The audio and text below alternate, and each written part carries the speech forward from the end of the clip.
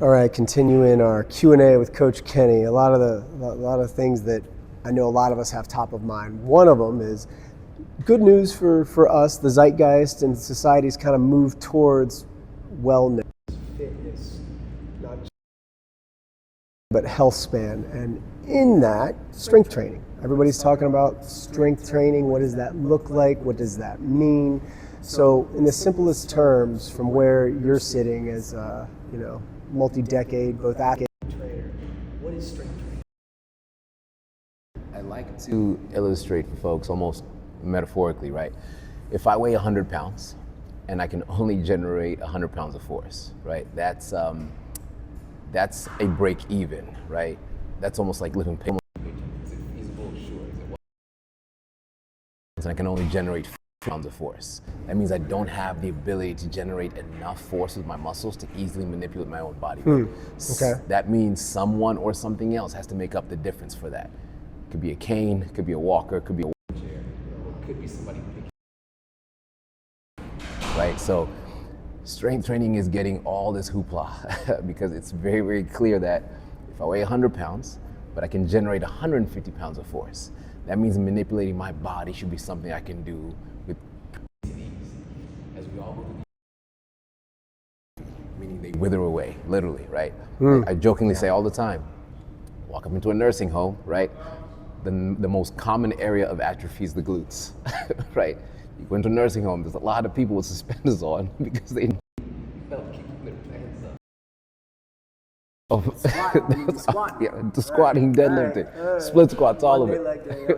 I'll accept it. Right, but notice how for a lot of people that end up in nursing homes, right, they can't get up anymore. They can't walk. They can't go up and down stairs, right? It's this loss of function.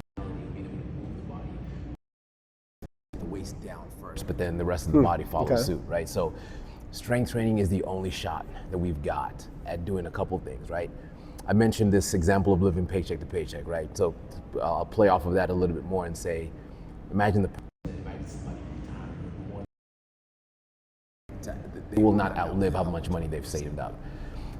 If you start strength training, especially earlier in life, right, you get to a point where when the deterioration of the muscle begins, when the atrophy begins to happen and the withering away of the muscle begins to happen, you're 67 years old and got some leftover, whereas somebody who doesn't strength train at all, and it could be as early as 55, 60, where they've hit significant level of deterioration. So if you're not strength training, you didn't start early, you're in a position where there's just a lot, it's going to be a challenging against the loss of said muscle. Again, as we're getting older, hormonal stability is not as easy as it used to be. You know, for men, for example, and women, testosterone levels start to take a dive. You begin to notice that there's certain things about the body that are not happening as easy as you would like to control the body. So when you take things and put them down, body responds to that both chemically and at the cellular level by maintaining a certain level of ability to keep doing the difficult thing you're asking it to do. And that's going to, by default, allow a longer stretch of time. Happens at significant levels to literally negatively impact your quality of life to the extent where you can't manipulate your own body anymore. So that's interesting because I asked about strength training. I think a lot of people think about it, I'll speak for myself and generation of like strength. Like in the mirror, and the way you answered was, I think it's in that Covey's 7 Habits of Highly Effective, begin with the end in mind. Yes. So you're starting with the long-term view, working backwards, saying, look, if you want to have a preserve of skeletal muscle mass, yes. Now, a couple misconceptions then, or maybe they're not. I'd like to hear your answer on this. So I know, at least for a long time, women, oh man, I got to do high cardio. I do not want to walk around freaking chiseled traps and do strength training. For any strength and conditioning specialist, it is the bane of our existence that strength training was most popularized through bodybuilding. Yeah, Arnold, come on. It's so unfortunate that for a lot of people, that's just how they view it. The two do go hand in hand. So it's not that there's subterfuge there. Yes, you pick up heavy things, you will challenge the muscle to grow. But to the extent in which you pick up weights for a couple months and you think you will look like a bodybuilder on stage, that's so far-fetched. I have so many friends categorically. I'm telling you, they will lift weights until they're blue in the face. But without what is really a massive, not really massive, but a pretty decent caloric surplus, there is no gaining of size. So for example, women that struggle to buy into training in the thought that, oh, by default, by doing that specific activity alone, I will put on size, they're completely misguided. If a female comes in and starts exercising via strength training, but does a good job of maintaining caloric intake to where the aesthetic goals are desired, the strength training by itself does not make them bigger or bulkier. If somebody wants to get bigger and bulkier, male or female, you need to strength train, and you also need to have a caloric surplus, a pretty significant one, in order for the muscle to grow. So, okay, so it goes back to like we talked about in our last video. Goal. yeah, Like exactly. you can strength train, and again, it's all about what the end result is. Yeah. I think big picture, all of us want to live healthy, again, health span, not just lifespan. Yep.